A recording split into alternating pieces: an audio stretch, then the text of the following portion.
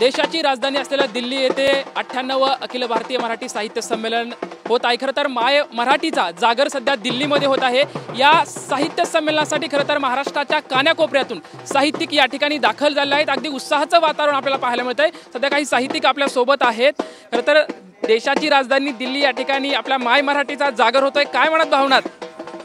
माय मराठीच्या बद्दल एवढी भावना मस्त झालेली आहे की जन्मदात्री आई माझी सातारा जिल्ह्यातील फलटण तालुक्यामध्ये आहे आणि जिनं मला घडवलं, वाढवलं, पडवलं, तर तिच्या खुशीमध्ये म्हणजे देशाच्या आर्थिक राजधानीमध्ये मी आलेलो आहे आणि तिचा आशीर्वाद या संमेलनातून घेऊन माय मराठीचा झेंडा, माझ्या जिजाऊचा आशीर्वाद, माझ्या शिवबाचा आशीर्वाद माय मराठीतून घेऊन ते सगळं 127 देशामध्ये माय मराठीचा झेंडा अखिल भारतीय मराठी साहित्य परिषदेच्या माध्यमातून सातारा जिल्हाध्यक्ष या नात्याने मी करणार आहे।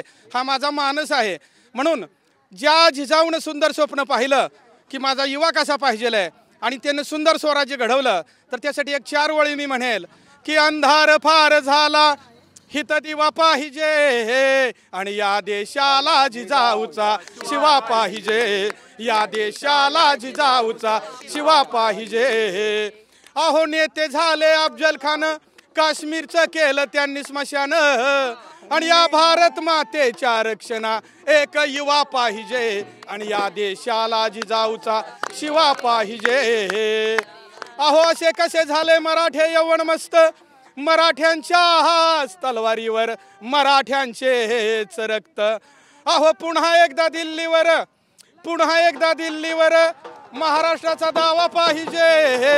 आणि असा दावा कुणी केलेला आहे? तर असा दावा पानिपतच्या युद्धामध्ये महादजी शिंदेने केलेला आहे। म्हणून महादजी शिंदे एक्सप्रेस नाम इथं आलेलो आहे।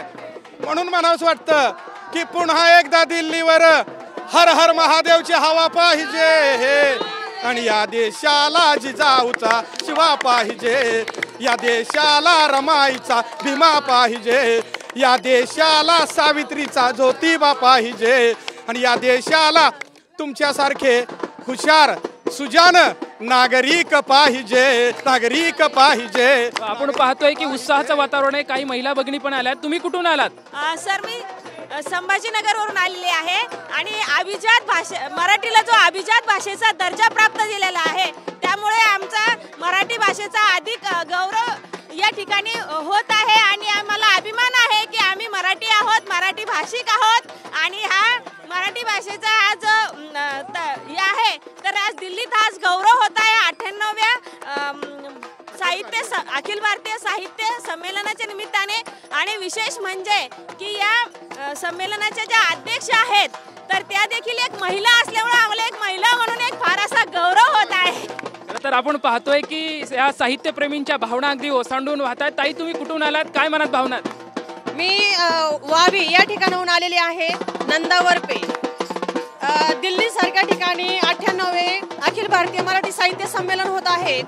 खूप इच्छा होती की कुठेतरी ते साहित्य संमेलन जर असेल तर आपल्याला संधी मिळाली पाहिजे आणि ही संधी या ठिकाणी मिळालेली आहे। त्यासाठी एवढंच म्हणेल, जय जय महाराष्ट्र माझा, गरजा महाराष्ट्र माझा।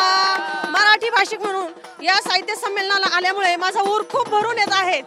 धन्यवाद। आपण सध्या पाहतोय की जिथं साहित्य संमेलन होणार आहे त्या साहित्य संमेलनाच्या प्रवेशद्वारावरती हे सर्व साहित्यप्रेमी आता जमायला लागले आहेत। त्यांचा उत्साह अगदी ओसांडून वाहतोय। खरं तर फुगड्या खेळल्या जात आहेत, लोकगीतं गायली जात आहेत आणि महाराष्ट्राची ही गर्जना अगदी स्वाभिमानाने, अभिमानाने सध्या या साहित्य संमेलनामध्ये आपल्याला घेताना पाहायला मिळतंय।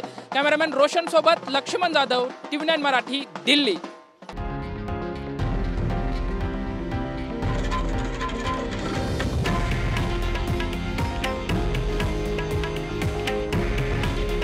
हे आहे देशातील नंबर 1 न्यूज नेटवर्क आणि आपण पाहत आहात TV9 मराठी।